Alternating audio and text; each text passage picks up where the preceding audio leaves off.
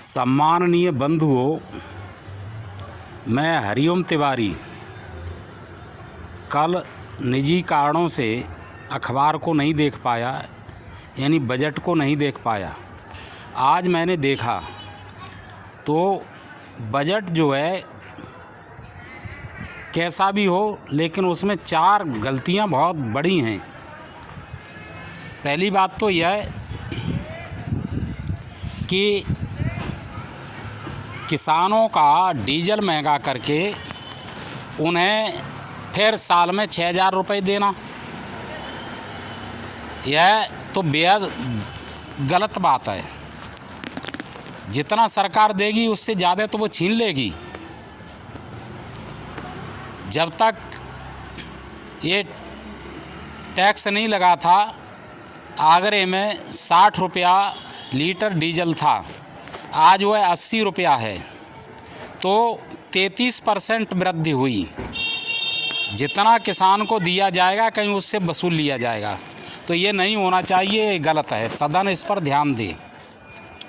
दूसरी एक बात मैं ये कहना चाहता हूँ कि सोने पर, चांदी पर और दूसरी बहुमूल्य धातुओं पर जो टैक्स लगता था उसमें कमी की गई है, यह अच्छी बात है, लेकिन इस पर टैक्स और घटाया जाए और पूर्ववत 4% टैक्स लिया जाए। इन बहुमूल्य धातुओं पर टैक्स अधिक कर लगाने से तस्करी होती है। सोना चांदी तो उतने ही आते हैं जितने 1 नंबर में आएंगे, उतने ही 2 नंबर में आएंगे, लेकिन भ्रष्टाचार बढ़ जाता है, काला पैसा बढ़ता है। जब 2 नंबर में काम होगा तो काला पैसा भी बढ़ेगा। तो सरकार इस पर भी ध्यान दे, सदन ध्यान दे खास तरीके से, कि सदन जो है अनुकरण करता है, अनुकरण नहीं करे, देश का हित सोचे। तीसरी बात यह है कि भारत की जो बजट मुद्रा है या बजट है वो लगभग 25% ब्याज में ही चला जाता है। इतनी बड़ी रकम जब ब्याज में चली जाएगी तो फिर देश का विकास क्या होगा। इस समय बजट में जो दिया गया है वो यह दिया गया है कि लगभग 25% रुपया ब्याज में जाएगा सरकार का, और सरकार 36% उधार लेगी। इसका मतलब क्या हुआ कि आप हर वर्ष 10% कर्जा बढ़ा रहे हैं। तो देश क्या कर्जे से ही चल रहा है? सरकार कर्जे से ही चल रही है। भाजपा इसमें क्या कर रही है? अरे ऐसे जो कर्जे को बढ़ाते जाओगे तो कर्जा कहाँ पहुँचेगा?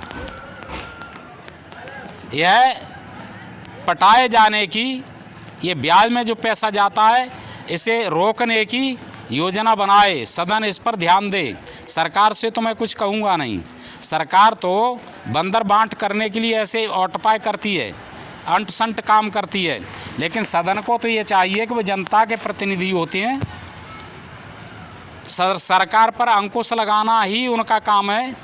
जनता की बात, जनता का हित सुनिश्चित करना ही सदन का काम है।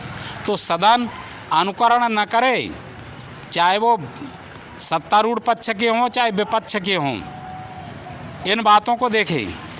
एक और जो मुख्य बात है वो मैं यह कहना चाहता हूँ कि सरकार ने जो टैक्स का स्लैब बनाया है, वो या तो बनाने वाले टैक्स का जो स्लैब बनाया है वो या तो बड़े मूर्ख हैं या बड़े धूर्त हैं। मैंने अभी देखा तो 10 लाख की आय पर 15% टैक्स,